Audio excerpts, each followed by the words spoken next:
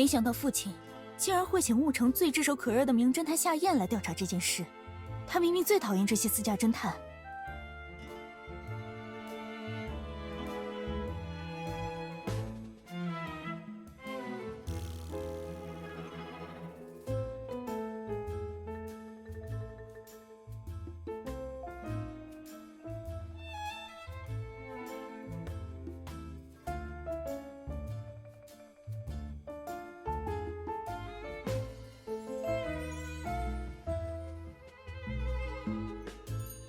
不好意思，请问我们认识吗？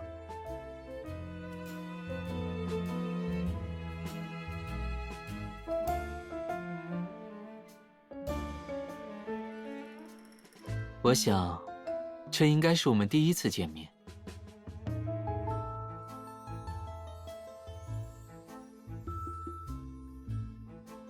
是，不过这个名字在贝克伦很常见。我想您应该认错人了。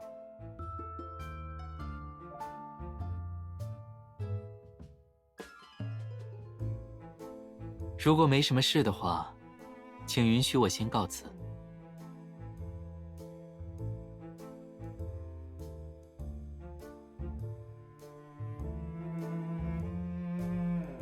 你说，他会查出绑架案是假的吗？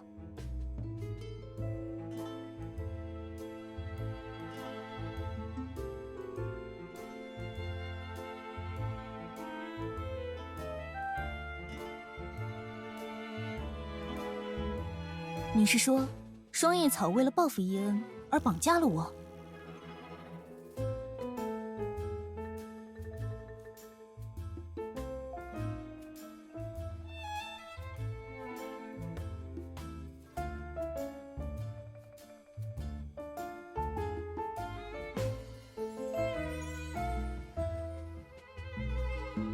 希望一切可以顺利。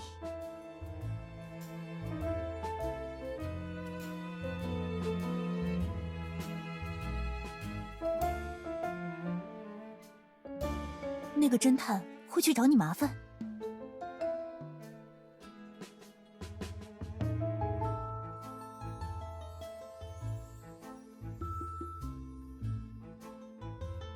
不会有问题吧？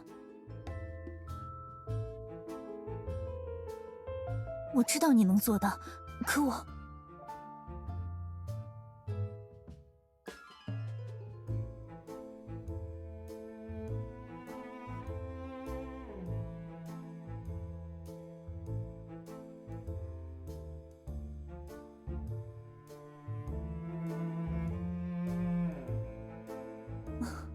谢谢，能跟你成为朋友，是我这辈子最幸运的事情。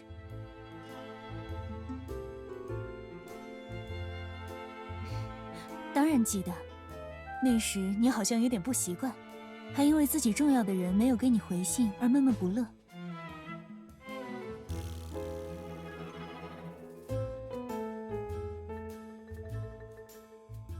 是这样吗？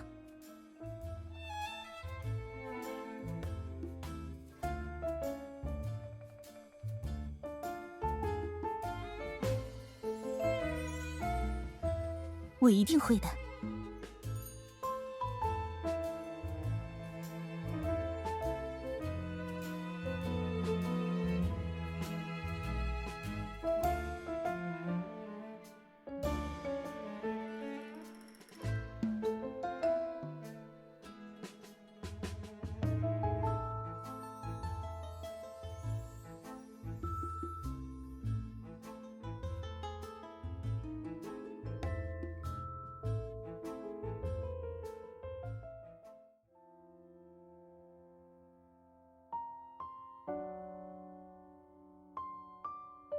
别难过，我会给你写信的。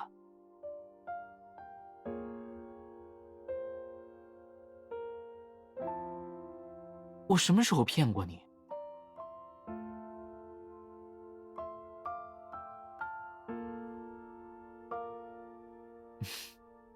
好啊。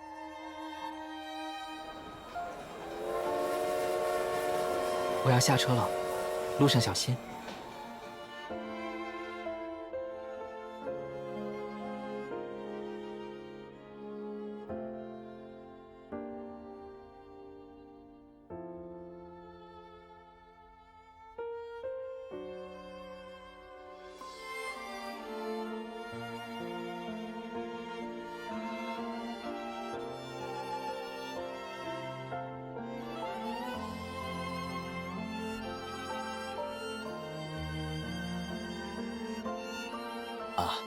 小姐您回来了，有一位自称是侦探的先生已经等了您好一会儿了。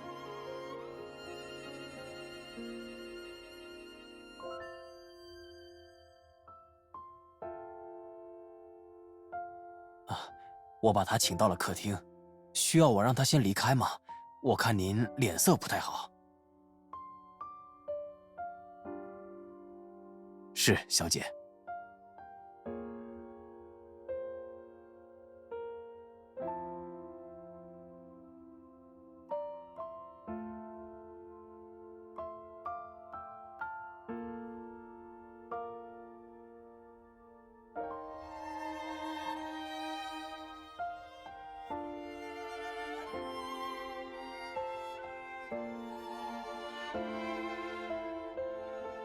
小姐，我是受琼斯先生委托，来调查他女儿艾米莉亚小姐被绑架的案子。他告诉我您是艾米莉亚的好友，方便问您一些问题吗？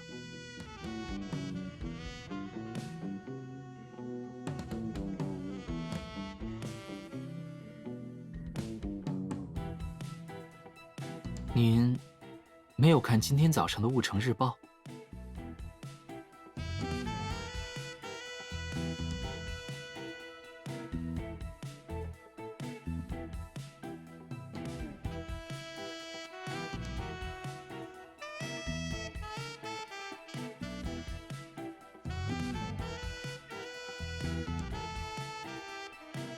案发现场除了有点乱以外，完全看不出是被绑架，反而更像是艾米莉亚主动离开了别墅。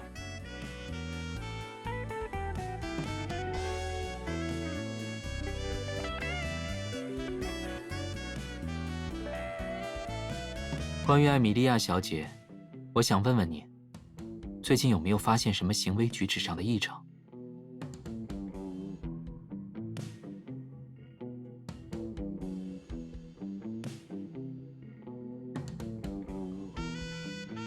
那您还记得当时他跟您说了什么吗？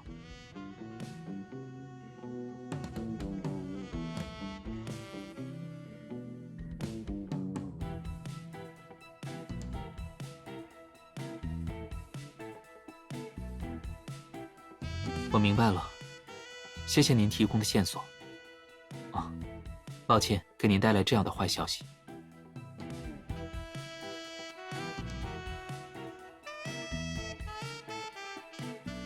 是的，琼斯先生很担心艾米莉亚小姐，我想再去别处寻找线索。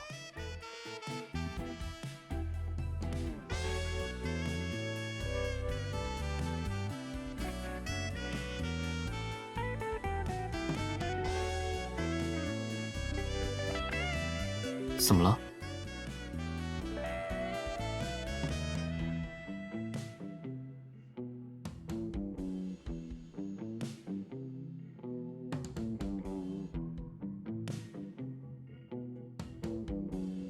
跟在我身边，对您来说并不一定是好事。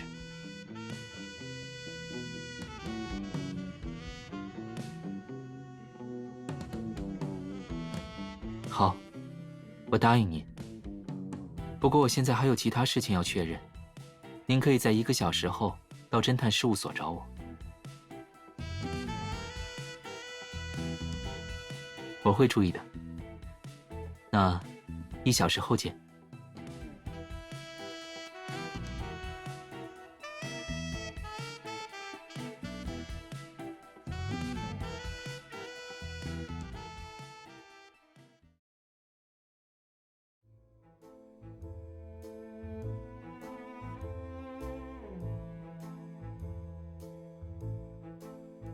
哦，小姐，欢迎来到雾城大街221号。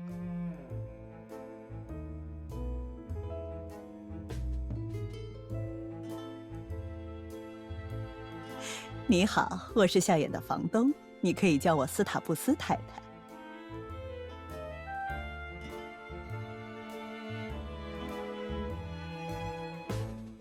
你和夏衍以前就认识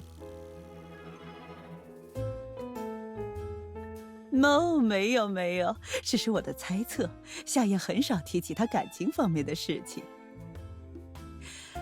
这是我第一次见他主动邀请女孩来事务所，所以我想你一定对他很重要。啊，这样啊，我想夏夜应该是有什么苦衷，才不能向你表明身份。没什么，只是作为一个年长者的直觉和经验。如果你们心里有彼此，我相信终有一天会相认的。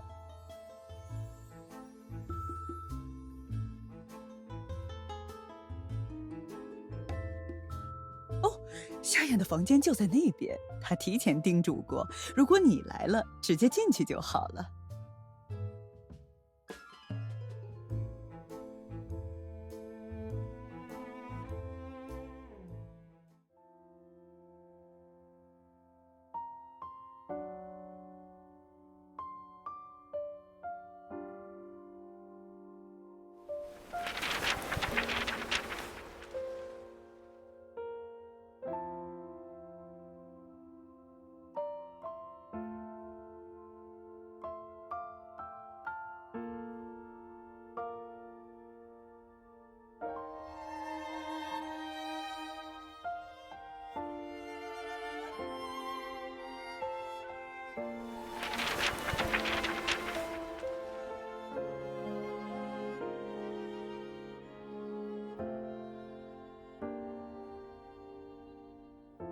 别动！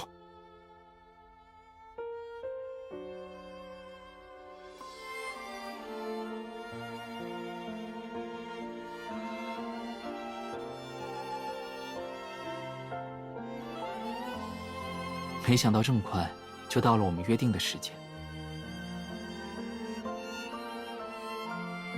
不用了，我已经忙完了。正好，我有关于艾米莉亚小姐的好消息要告诉你。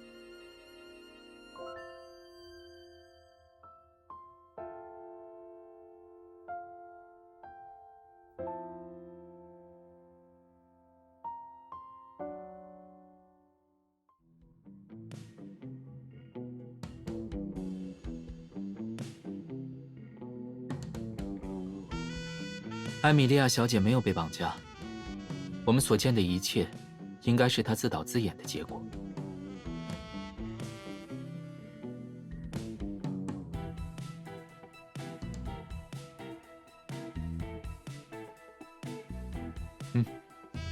这是一份关于艾米莉亚小姐和伊恩勋爵婚约的调查报告。艾米莉亚小姐的家庭很传统，婚事只能听从她父亲琼斯先生的安排，对吗？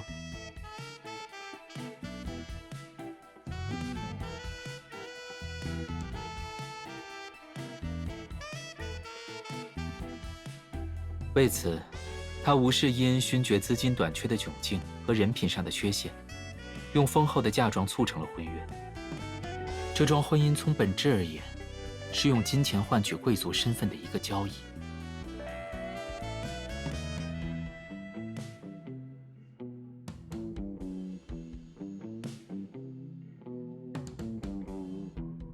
如果仅仅是这些，恐怕还不足以让艾米莉亚小姐下定决心。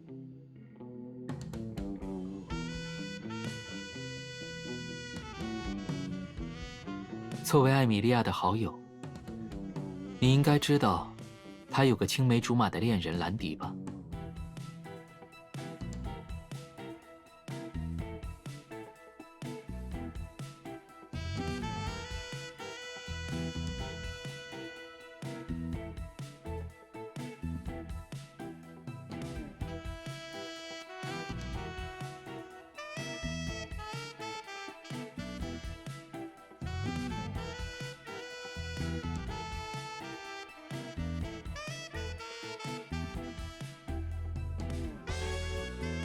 我认为婚姻应当建立在爱和相互理解的基础上。以利益为开端的结合只会走向悲剧，尤其是在艾米莉亚心有所属的情况下。她如果被迫与伊恩结婚，除了不幸，我想不到其他结局。既然连你我都这么想，那兰迪在得知艾米莉亚被迫嫁给伊恩勋爵时，一定更痛苦。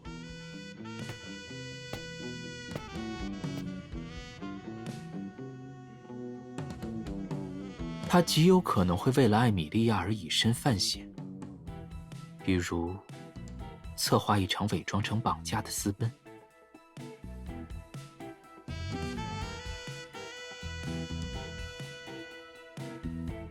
为什么不可能？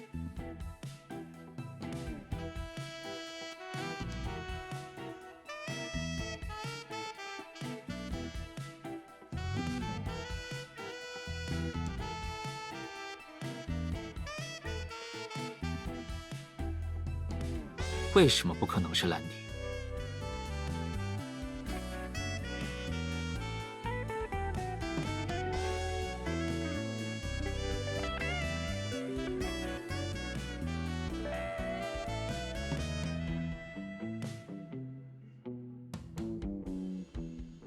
所以你的意思是，帮助艾米莉亚的另有其人？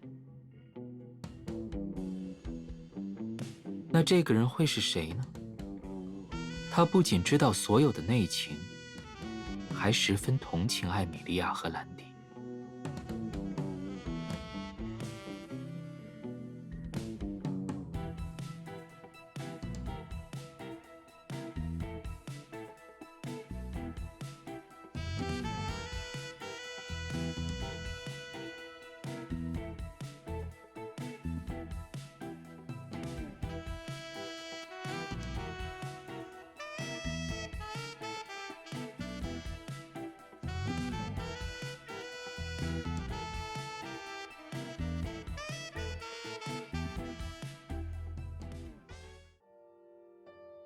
你知道双叶草是一个怎样的组织吗？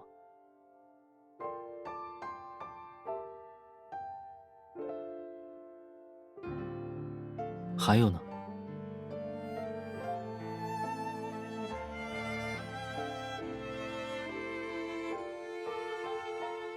那你知道双叶草的来历吗？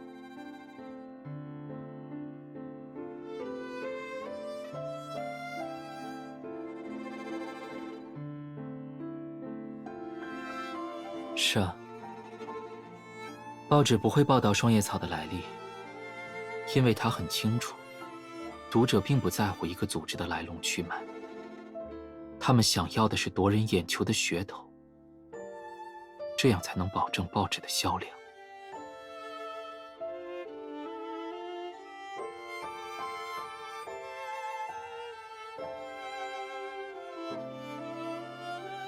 我给你讲一个故事吧。大概在20年前，贝克伦有一个年轻人，他出身底层，熟读法律，经常无偿帮平民们打官司。但很快，他就发现侵害平民的都是当地的贵族。为了对抗贵族，他成立了双叶草。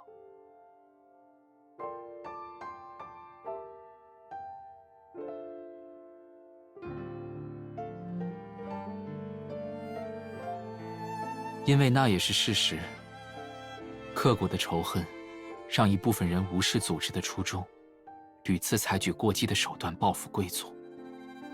他们让双叶草彻底沾上了罪恶的污迹，成为人人谈之色变的暴力组织。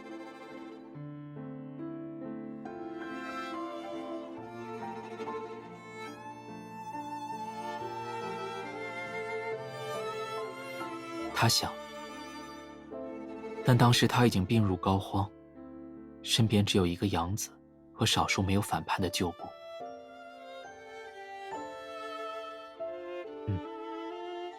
首领在临终之前将一切交给了养子，希望他可以洗刷双叶草的耻辱。他只完成了一部分。埋葬父亲后，他花了3年的时间肃清了双叶草内部的恐怖势力，但依旧有一些漏网之鱼逃亡到了别处。他一直没放弃追捕他们，他主动让双叶草逐渐沉寂下来，人们也慢慢遗忘了他曾经做过的暴行。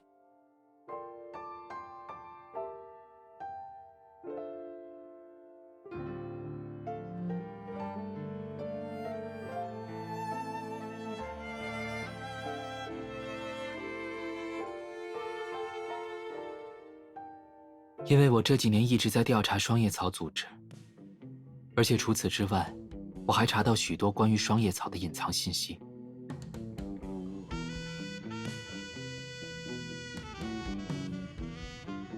双叶草在每次作案时，都会在现场留下一封威胁信。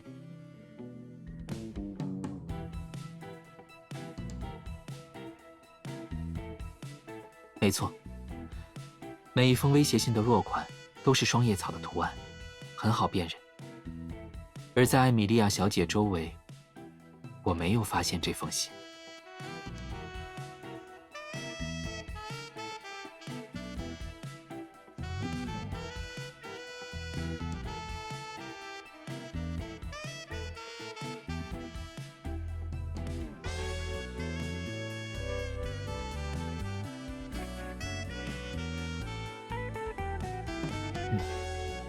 也有可能。虽然我和警察在现场里里外外翻过几次，都一无所获，但人总有疏漏的时候。保险起见，我们现在就去现场再搜查一遍吧。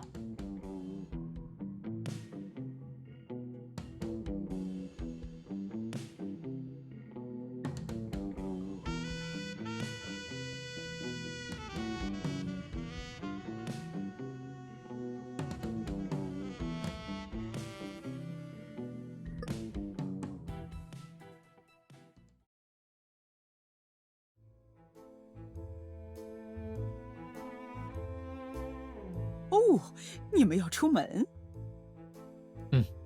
有点事情要去办。斯塔布斯太太，能麻烦您帮我把这封信送给《乌城日报》的主编戴维斯先生吗？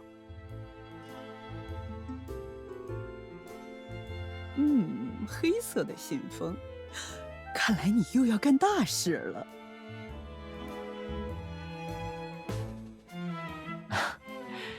所以，这件事只有交给您去办，我才放心。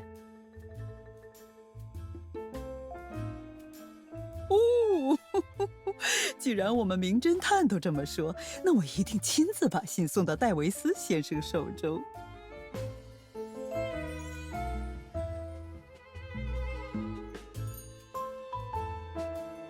你先在这里休息一下，我去叫马车。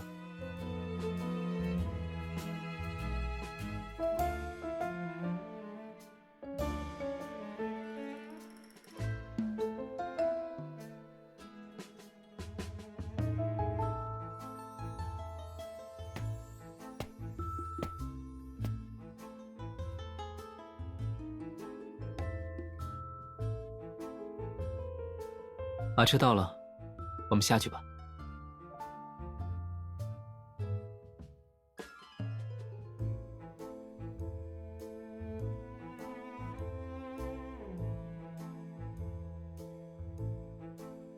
你脸好红，但好像不是发烧。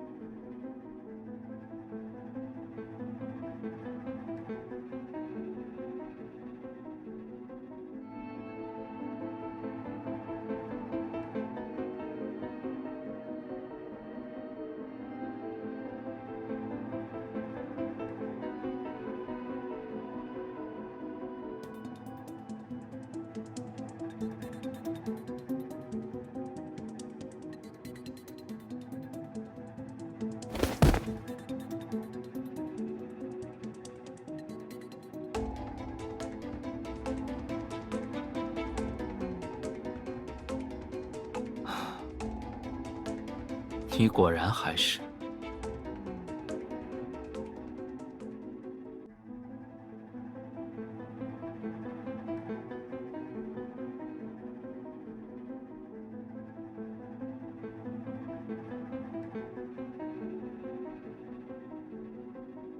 你觉得现在我还需要你的解释吗？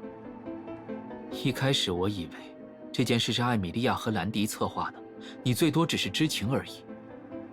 但你一次又一次刻意引导我去查双叶草时，我就猜到你也参与其中，只是没有证据。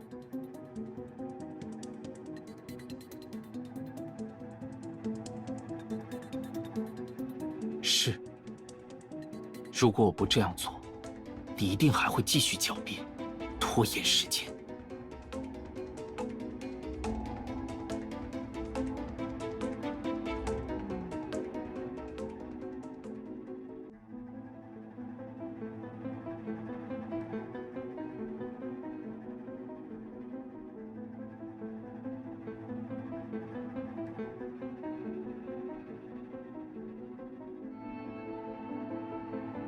为什么要模仿双叶草？你知不知道，警察至今仍在调查双叶草？你知不知道双叶草首领的悬赏金有多高？如果今天在这里发现你伪造威胁信的是警察，你想过后果吗？你会被当成双叶草的一员被逮捕、审问，甚至审判。你不是答应过会好好保护自己吗？为什么要把自己陷在危险之中？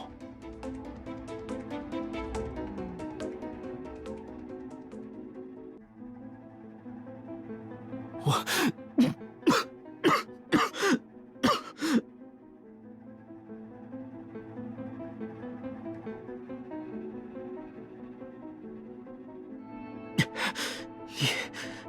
别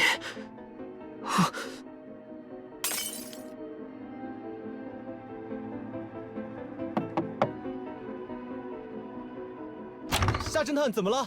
你们还好吗？我进来了。出去！可是，我说出去！好，我马上出去。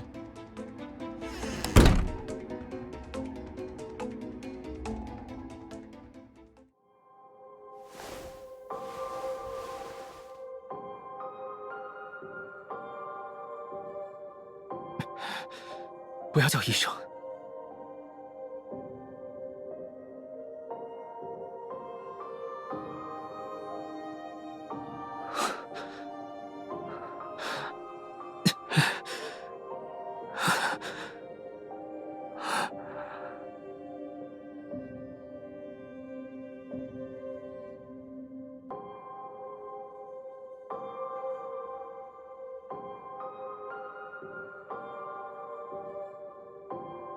别走，对不起。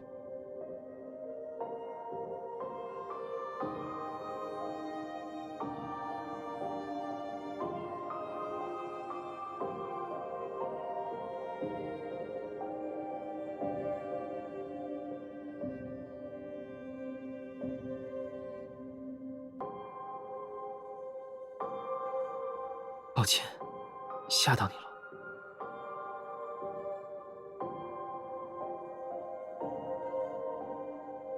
一点旧伤而已，没关系的。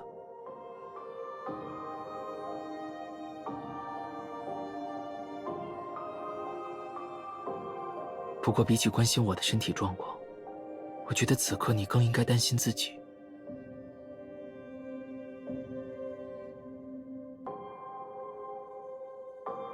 你参与了艾米莉亚的绑架案，帮助她和兰迪私奔，为此甚至不惜伪造线索。作为案件的共犯，你以为你会得到怎样的对待？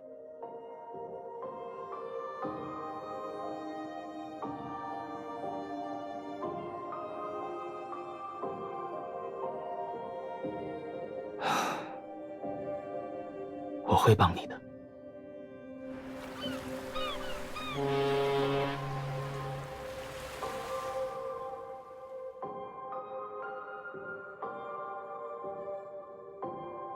你不会以为艾米莉亚离开了雾城，就可以放心了吧？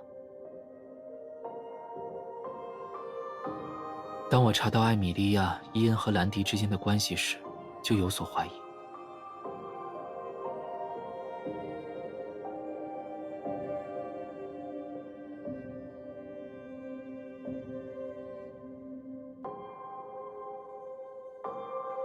难道你没发现，在你的计划中还有一个漏洞？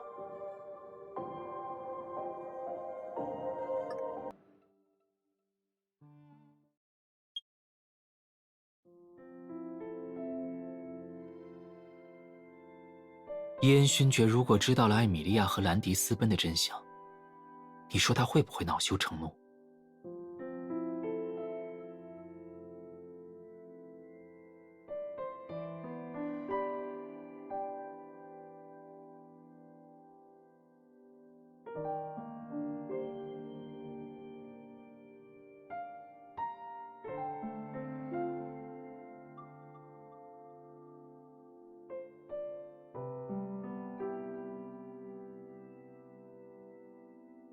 那你呢？你帮他们实施了这个计划，伊恩找不到艾米莉亚和兰迪，他肯定会迁怒于你。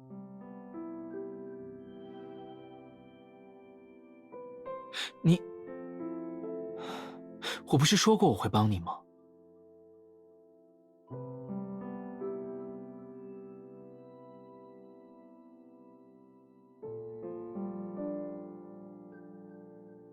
现在还没有到告诉你理由的时候，我们先商量应对的方案吧。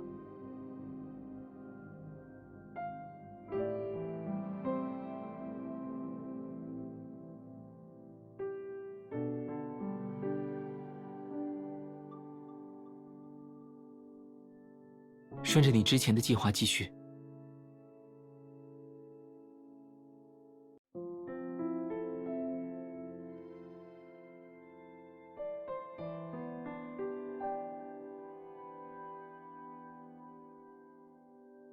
你之前刻意将绑架案引到双叶草身上的目的是什么？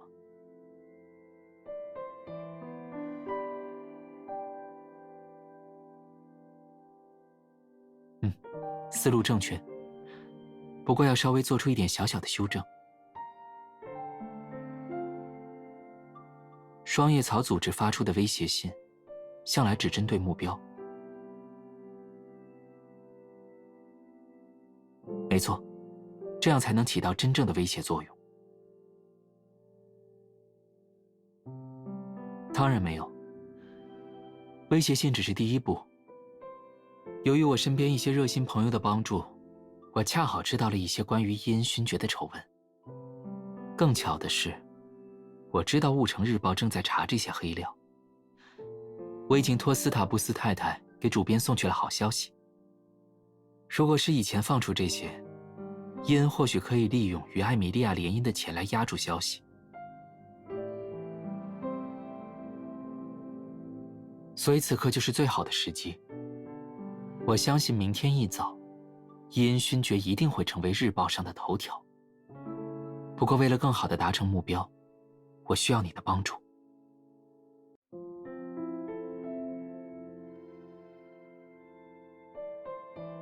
我希望你能扮演我的舞伴，和我一起参加伊恩的舞会。如果我的消息准确，他的舞会现在已经开始了。或者说，正因为知道艾米莉亚被绑架，他才迫不及待举办舞会，物色下一个乐意用巨额嫁妆帮他渡过难关的钱包。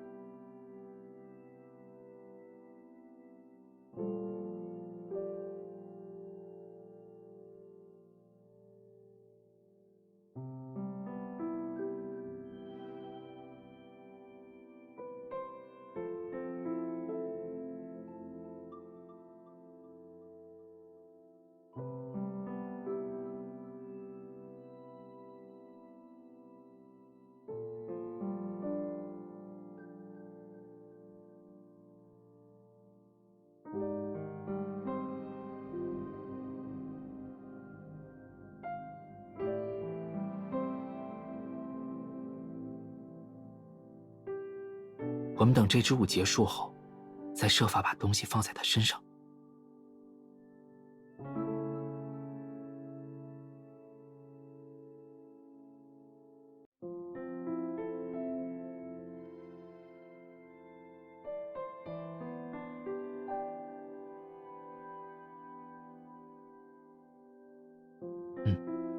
这件事情不能拖，时间越久，越容易出变故。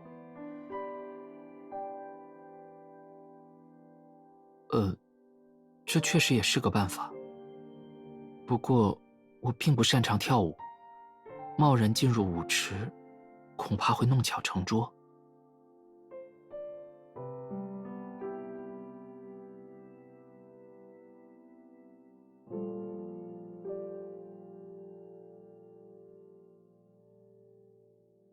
啊，对不起，我不是故意踩到你的，我只是……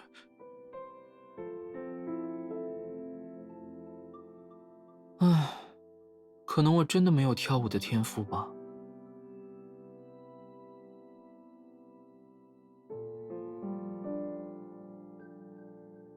啊，这要怎么做？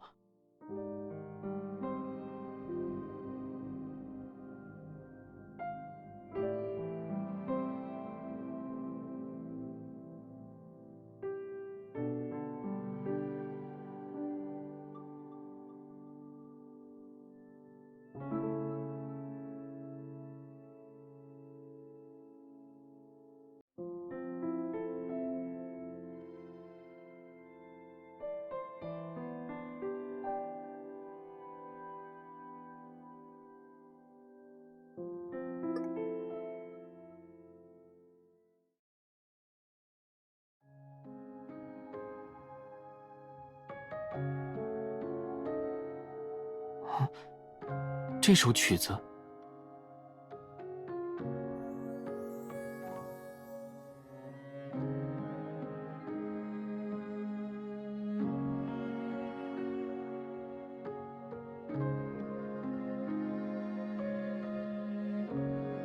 我很多年没跳舞了，可能不记得大部分舞步。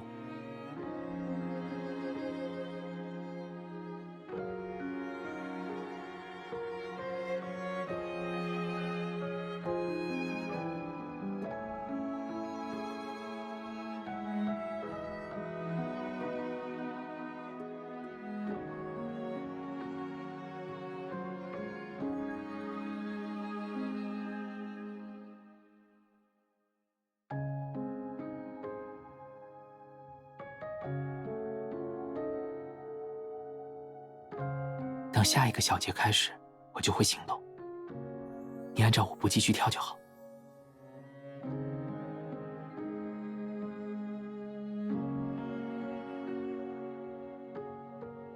可是，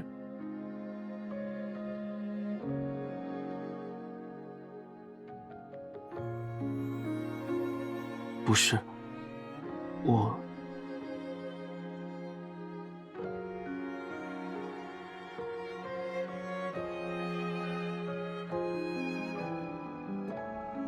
不行，我来找机会。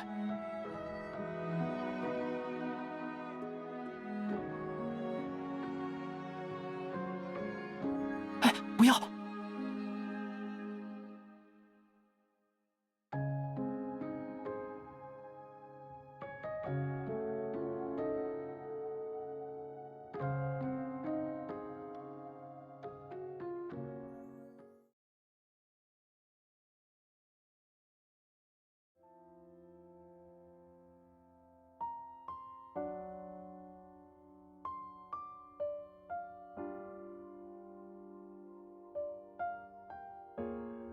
你知不知道这样很危险？万一被伊恩察觉，你就完全暴露了。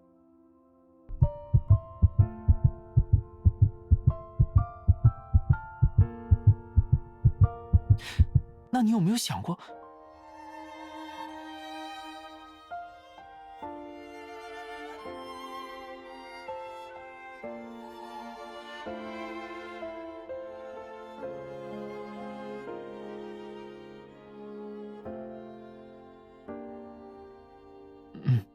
好。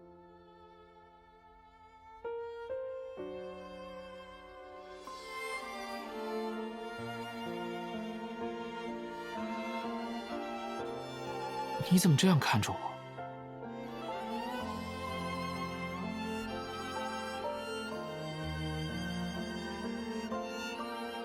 我……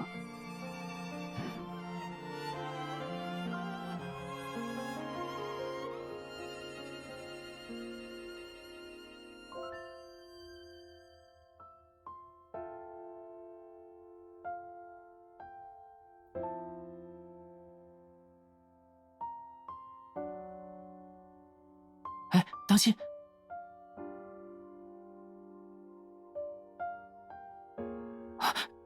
你……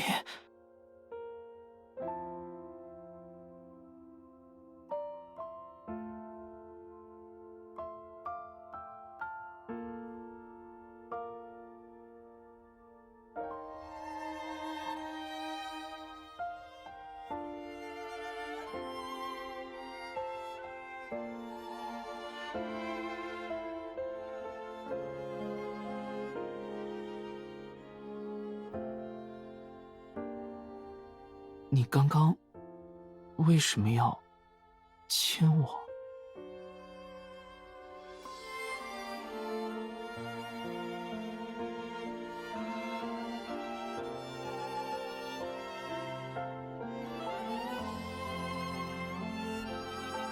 你是把我当成那个你一直在寻找的人了吗？你不打算等他了？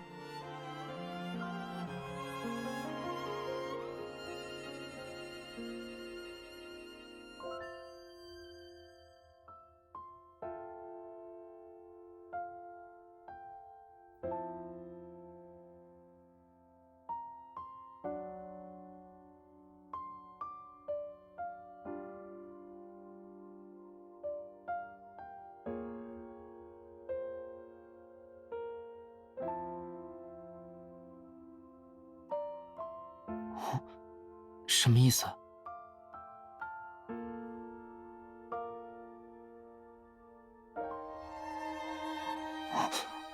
舞步？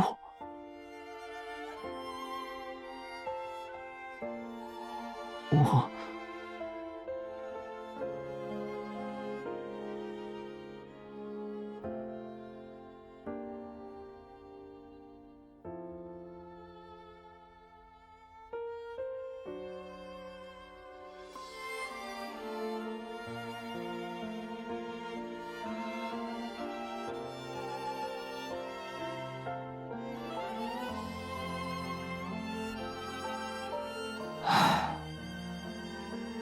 我早就应该明白，自己不该贪心接近你。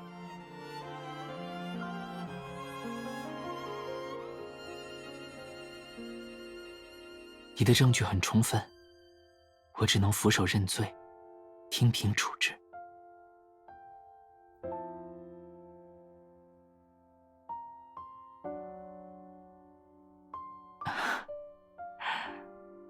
我保证。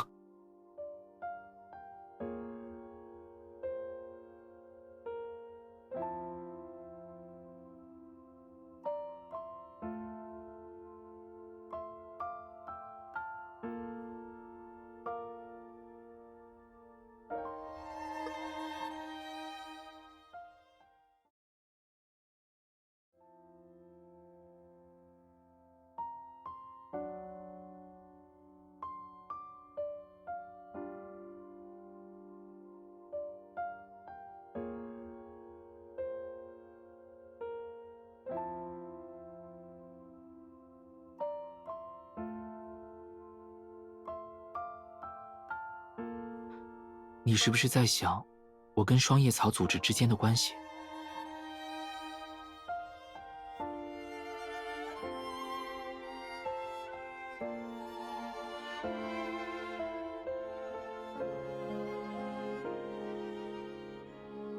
因为除此之外，你应该想不到其他我不愿意和你相认的理由。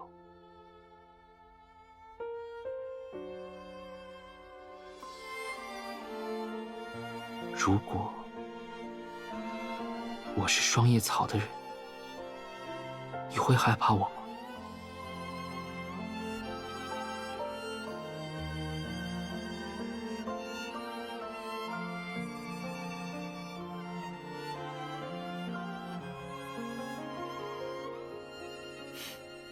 没关系，只要遵循你的内心回答我就好。我说过，我不会再对你有任何隐瞒。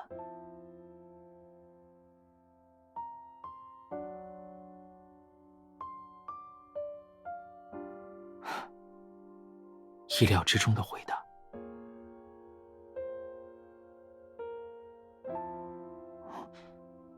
你就不怕我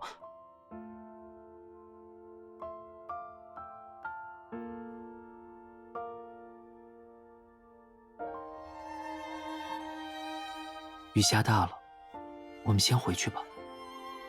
我会把关于我的一切，原原本本的都告诉你。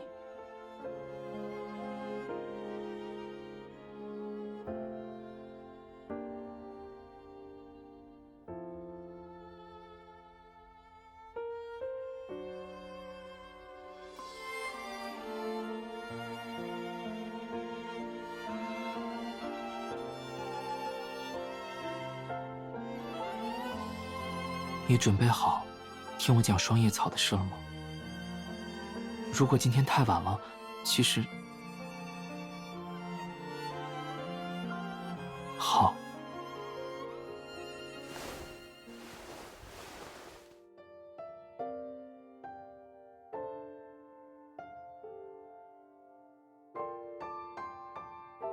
没错，这是每个成员加入时都会纹上的证明。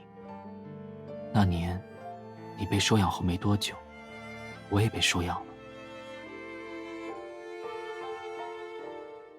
那只是他表面的身份，其实他还是双叶草的首领。他收养我，是为了把我培养成继承人。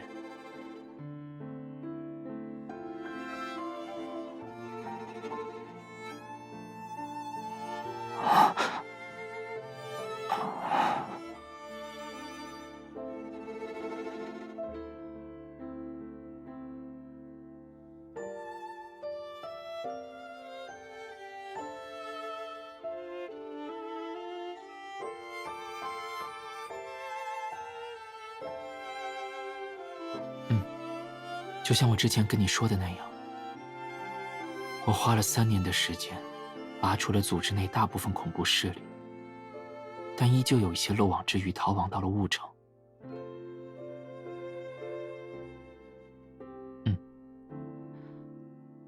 我在雾城以侦探的身份暗中调查，揪出隐藏的反对者。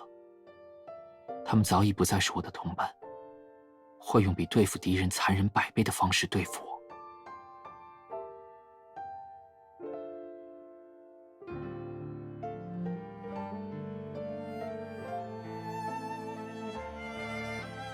抱歉，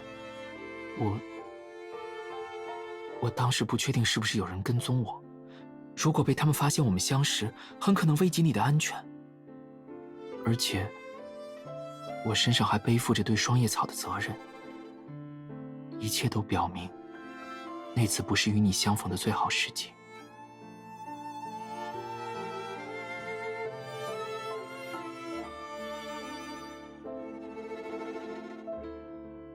按照我原来的计划，现在当然不是最好的时机。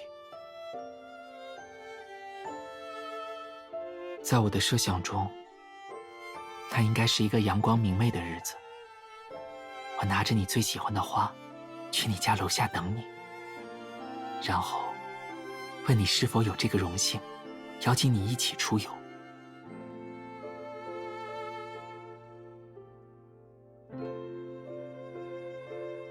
可我没想到接近你之后，就再也无法和你退回到相认之前的关系。我以为答应留你在自己身边，直到案件结束不会出什么大问题。但现在看来，我露出的破绽实在太多了。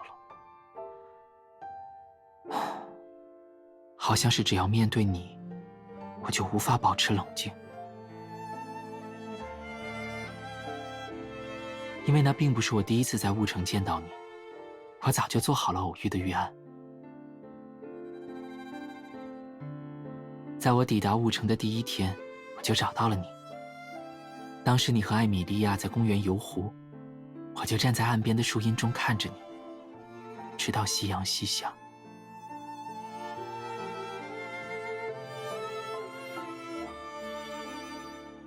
你的生活平静悠闲，而我却时刻会陷入危险之中。靠近你会给你带去危险，所以，我唯一能做的，就是克制自己不去找你。只要偶尔能远远地看着你就足够了。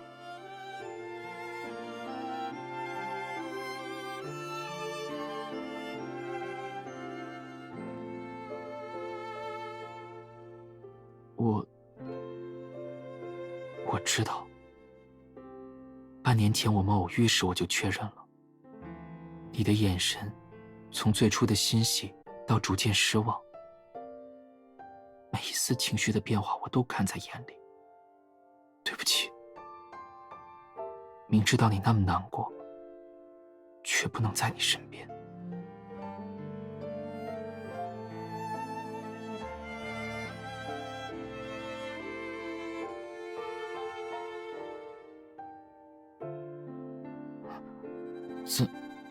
怎么了？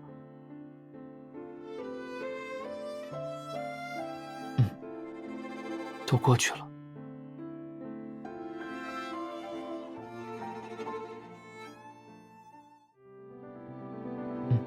问吧。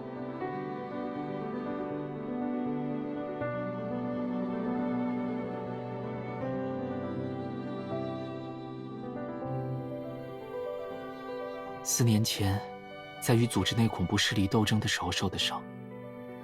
平时只要情绪稳定就不会有事，但那时我知道你伪造了威胁信，太过着急才会复发的。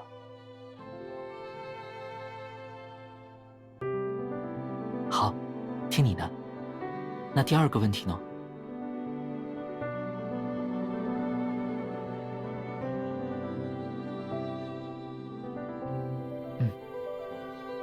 我知道艾米莉亚是你的朋友，担心你也会牵连其中，所以主动向琼斯先生自荐。后来答应你留在我身边，除了想要靠近你，也是为了更方便保护你。只是我没想到你那么大胆，不仅牵连其中，竟然还是主谋。不过，谢谢你，帮我最后一次用了父亲的手法，让作恶的贵族付出代价。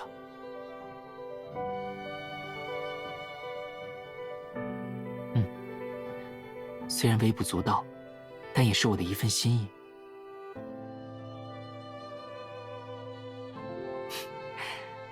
还有最后一个问题。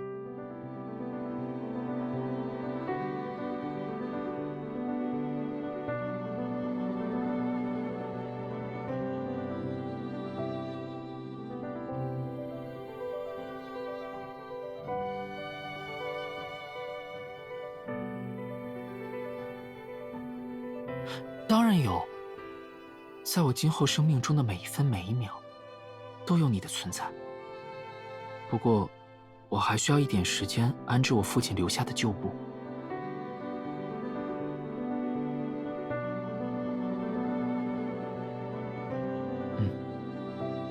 有些东西一旦染上了罪恶，就无法洗净。我知道，双叶草再也不可能恢复成父亲期待的样子。但他的初衷会通过侦探事务所继续延续下去。我会以侦探的身份继续帮助有需要的平民。不过，我估计完全把双叶草整合成事务所，可能还需要2个月的时间。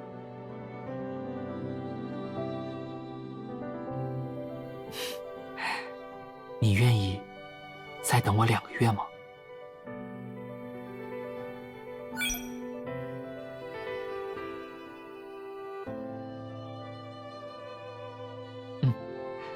那等一切都结束后，我就去找你。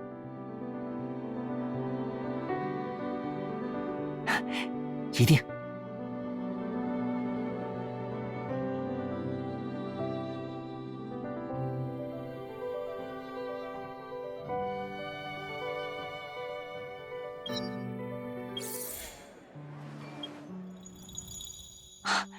你来了，我刚好忙完，要不要一起出去散步？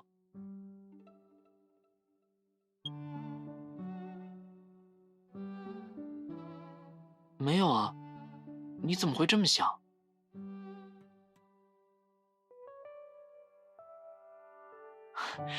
这是我特意写给你的信，当然要写你的名字。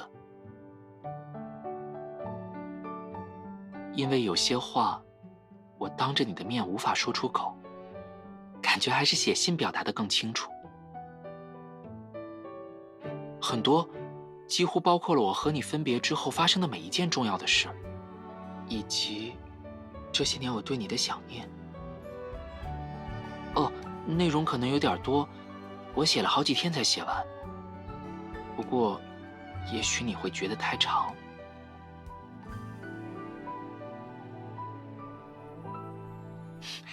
那就好。不过你看完后，可以给我写一封回信吗？写什么都可以，不用在乎长短。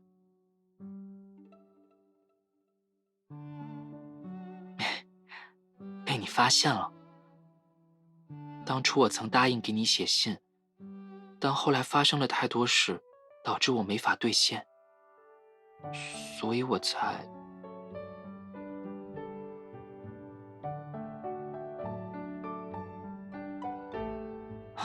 当然好啊，我刚刚还以为你会劝我不要拘泥于过去的事情。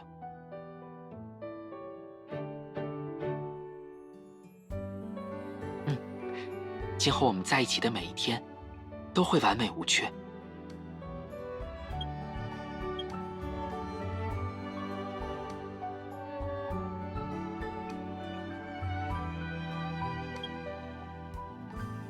好啊，我记得这顶帽子还是父亲坚持要买的。他说每个贝克伦绅士都应该拥有一顶帽子。